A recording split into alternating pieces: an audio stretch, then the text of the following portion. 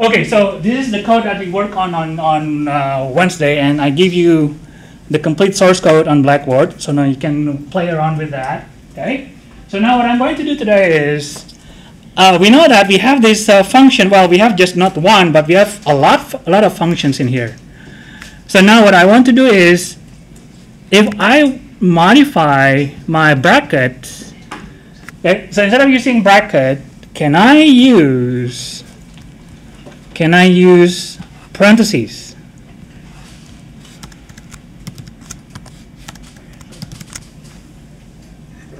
Is that a valid operation? Now, instead of using square brackets, I want to use parentheses, right? Now, if I do that, then I have to update that line to use parentheses, right? Okay? Will that work? Let's run.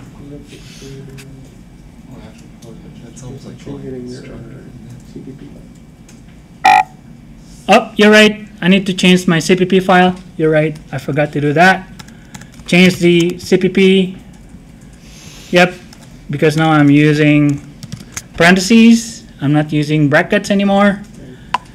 And if I run it, everything is working perfectly. The output is there. Okay? But what do I gain? What do I gain from here? Well, if you look at my main, so let me go back to my main.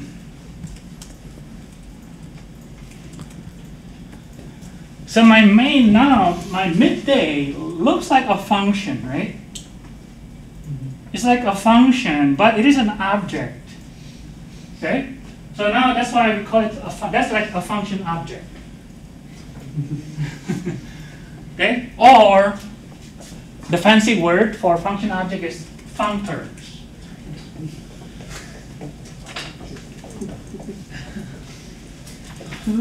Okay? We use that a lot. Okay? What's the benefit of having a function that you can package as an object? Can you think of a good use of functor? Because now your function is an object, what can we do with a function? Just give it another function. Yes, you can pass it to another function, right? So now we can send a program. Basically, we can send a code as a parameter to another function. Okay? Like JavaScript? Yeah. Okay? So now you can send a program. Your program may run a JavaScript, but technically now you can pass that JavaScript package into an object, and you can pass it to another function. From there, you can do something else with that. Okay? So basically, a functor is just an object that you create from a class where that class overload the parentheses operator. Okay? That's what a functor is. So let me create one. Let me create a new one. So now in my main, I'm going to create a new function. I'm going to create a new class. Okay, let me call it sum. Let me call it sum3. Okay? And again, because my intention is to make a functor, I need to overload the operator parentheses. Okay? Now, the difference between brackets and parentheses, because with brackets, with square bracket, you can pass only a single value inside the bracket. Because you know how to use bracket to index an array, right? You can only pass a single value. But with a function, there's no limit how many items you want to pass here. And I'm sure you can see where am I going, because I call my name, my function, my class, sum3. So then I'm going to pass 3 integers here. Okay, you can add more if you like. Okay. Well, this is just a function, right? A function must return a result. So the result can be void, can be string, can be float, can be whatever. Okay? And I just make it simple. And my function will return data of what type? Int, exactly. And what do I do inside my function? Return a plus b plus c. Okay? And I'm declaring a class here, right? So my class name is sum3. And that class overload the function operator. Are you with me so far? Okay, so what can we do? What can we do? Well, we can create another one. Let's say now I call it product3. Okay? Now I call it product2. Again, this is a class. I'm declaring a class. The class has no instance variable. And the only function that we have in here is just the operator int a, int b, int c, and I just make it simple. Of course, you may do some fancy logic in there. You can write 100 lines of code in that function. It's up to you. Okay, but I don't really care about what's inside at this point. But I want you to see the structure. Okay, so now I have two classes, sum3 and prod3. Then in my main, it is now possible for me to declare an object, right?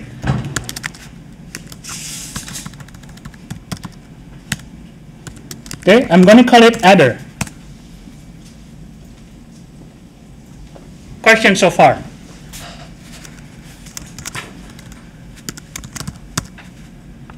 I'm going to call it multiplier. Okay? And remember, this is like a function, right? This is an object. Okay? An object, and we know that we overload. Let me delete the rest of this, or let me move those two lines to the top so then you can see the class declaration and my variable declaration here. Okay, so I have like sum3 and prod3 that I just declare. So now how do I use adder? How do I use adder? Adder, and then you pass 3 integers, right? 30, 20, and 10. Okay? What do I get? I'm going to get an integer, correct?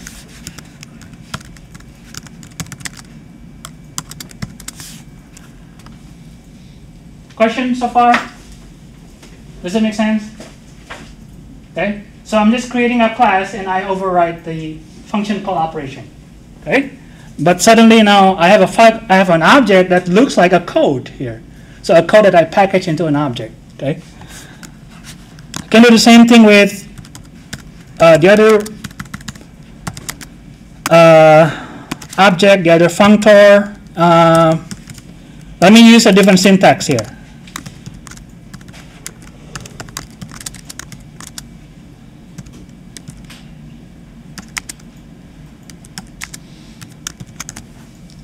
Okay, so intentionally I want to show you both, so then you get used to using the operator parentheses. Okay, this is just a name of a function that we call, right? Because we have an object, and that object has a function that we can call. Correct?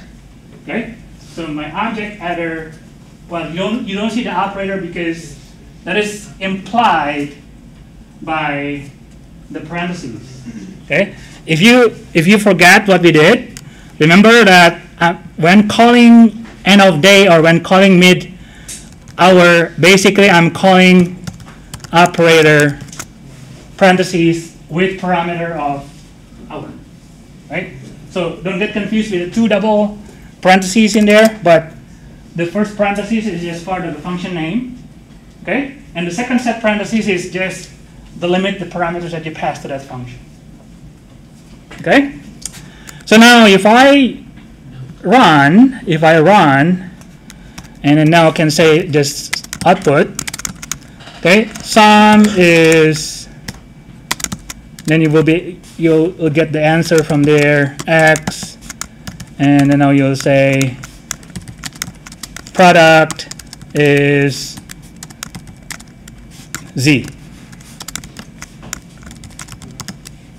Okay, and you can even, without using a temporary variable, you can do something like this.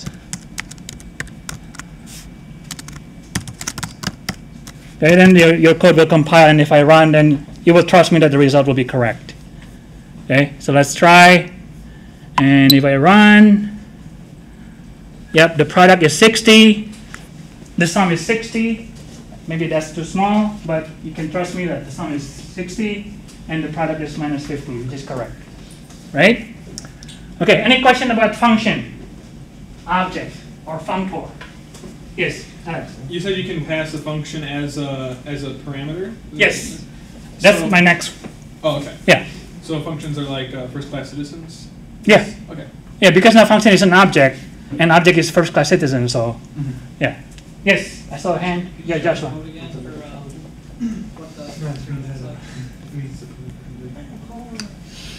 The code? Okay,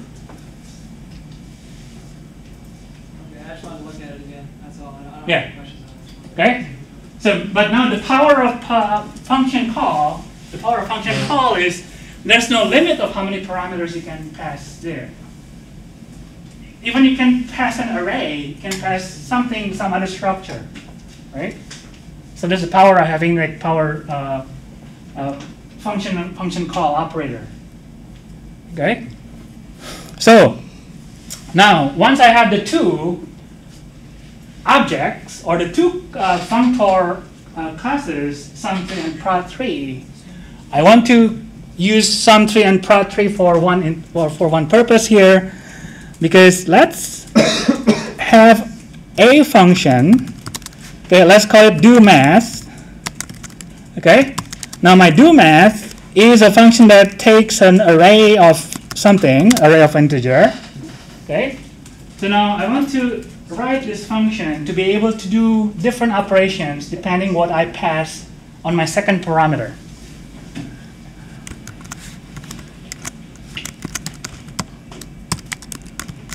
Okay, so my intention is to write something like that, right? Because now remember, once I have the functor, I cannot pass a function object as a parameter to a function. So my intention is to use the second parameter to tell this function doMath whether it will do summation or it will do product. Okay? But what do I write there? What do I write in place of action?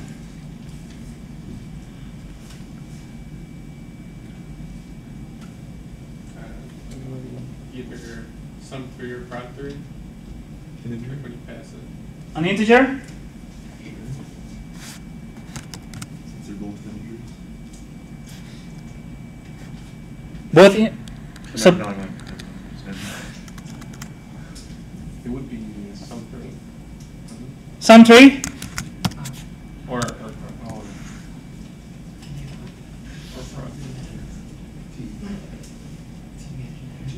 Can I use sum3? Just use T. Well, I want that name to be something that I can use differently at different time, right? So then I want to be able to let's create an array. So now I need an array because in order to call doMath vals, and then let's put some numbers in there: 30, 10, and minus 40. Okay, so now you know how to use those two objects, and maybe I can just delete that.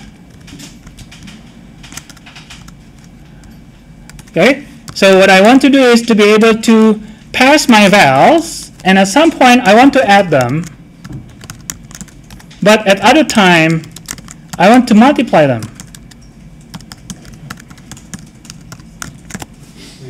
object A. Object A. My syntax is incorrect. I'm used to writing the Java syntax. That's the C syntax for arrays. Change something to object. Object. Where? Should I declare object? Up here? Yeah. Makes sense?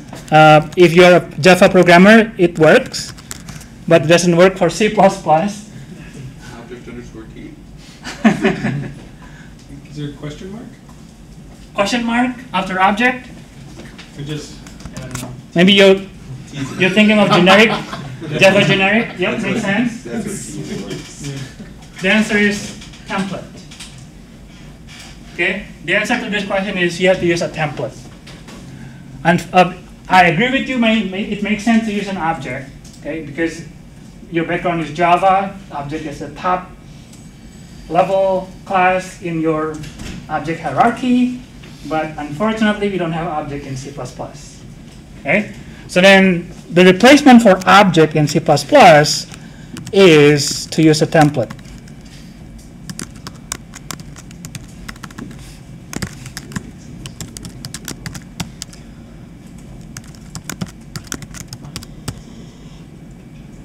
Okay, let me just make up a name. I call it function of 3.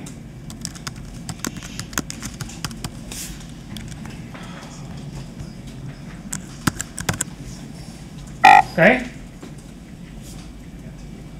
Again, my syntax of my array is incorrect. That is a Java syntax, not a C++ syntax.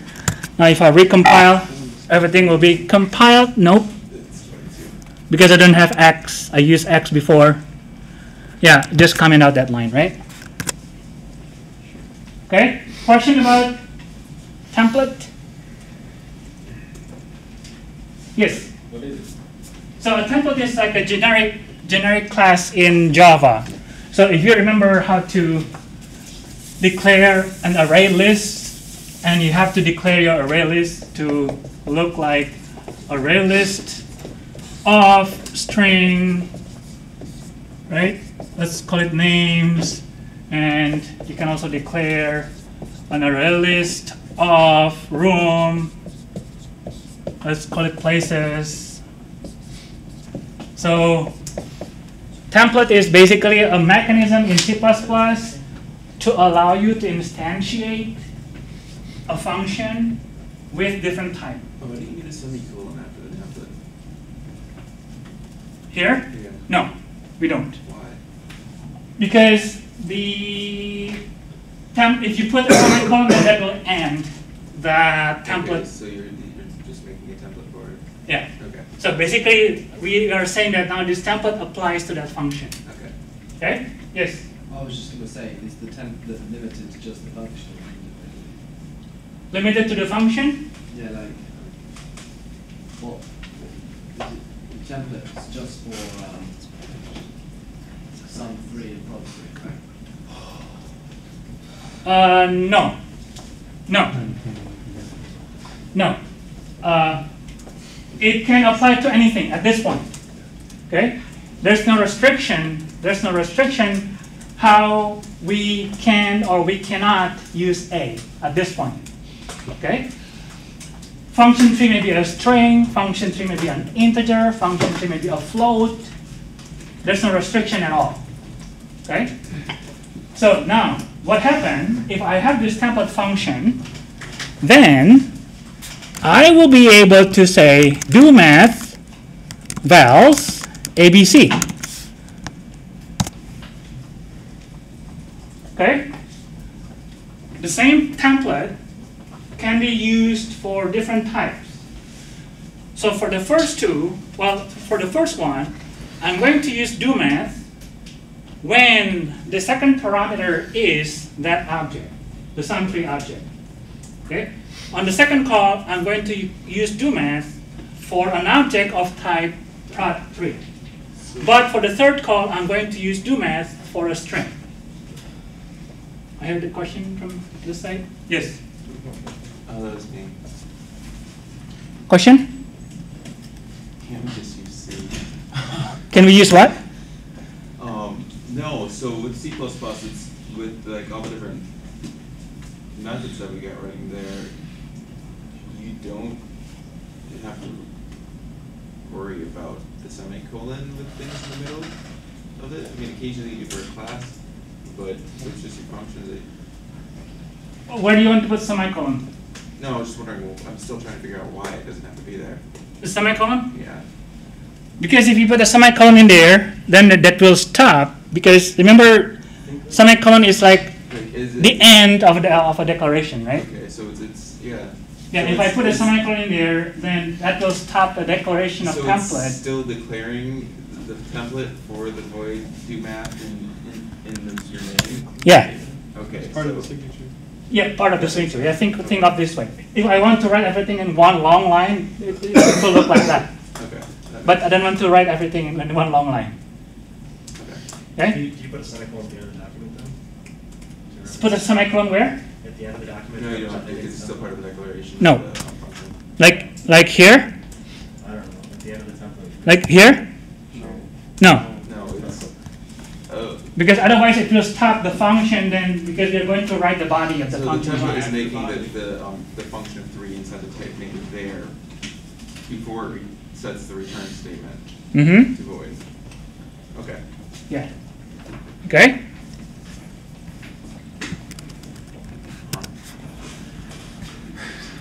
Any question? Can you define the functionality of one of those functors in line? Java, This is inline. I'm not sure what inline are you referring to. This is kind of inline. I'm thinking like abstract classes. So in Java you have an abstract class, and then you want. Okay. Yeah. Yeah, when later I will talk about how to use template for a class. Okay. Okay? But once you understand how to use template for a function, declaring a template class is kind of similar. Okay. Okay? So now, to make it more meaningful, I'm going to call that f. Okay? Now I can say ARR 0, ARR 1, and ARR 2, right? The reason I call that template function of 3 is just to remind you that f is an object that will take 3 arguments. Okay? But you don't have to name it function of 3. You can name it anything. You can name it Allendale if you like. Okay? But it doesn't make sense to say Allendale there. Okay? Question? If you were to write another function after that, would you be able to utilize that same template in that other function? What other function you want to write? UMath2, just whatever function that would utilize the template, is that template still valid, or is that part of the function? Okay, when you want to declare another template function, you need to write another template here. Okay? If you pass an array of 4, it would still accept it and just null sum the first 3. Because you're only taking the values at 0, 1, and 2. Okay, if you pass another value there, Like when you call do math, if your array is an array of length 4, oh yeah, it it works. would still work, but array Yeah. of length 2 would not. Right, right. Okay. So then if you add more items in there, it will work. Then Okay. just do the first 3. Because the function will just use the first 3 items from the array. Yeah, And if it's Yeah. 2, is it a your program will crash. okay. Yeah, if your array is too short, your program will crash. It does memory access. Okay? Any question? So now if I run the code again, then you will see the output would be, yeah, the result is here. Oh, I want to put like a new line maybe. Okay, so put a new line at the end so then you can see the result better.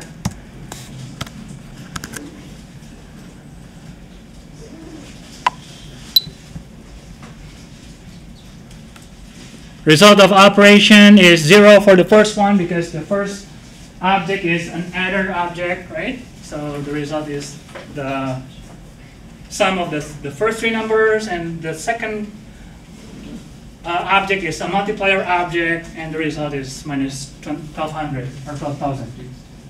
Okay? Question? Yes, If Joe. you uncommented the do math line with ABC, would that fail at compile time or runtime? Yep, it will fail at compile time, I think. Yeah, it will fail here. Okay? If your object, if you pass a string, or if you pass another object that knows how to handle a function call with 3 parameters, then it will work. Okay? What does the type name keyword do? Type name keyword? Okay, type name is just to, yeah. I don't know why they use type name. The other name is class. You can use type name or class. Okay. I know in Java you don't need to say anything because in Java then when you declare a class, you just say public class your something my class, and then you just put an angle bracket and then put the letter in there, right?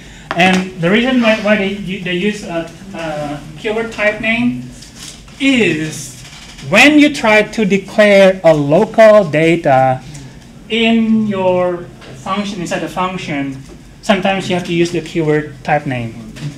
Okay, so that's why the type name is there. Okay, but I agree with you, technically we don't need to say type name. We can just say something like that, right? Okay? Okay, I will see you next week. I have a question. Yeah. This isn't about C++. Hey, you're recording. Thank you for reminding me. I need to stop recording.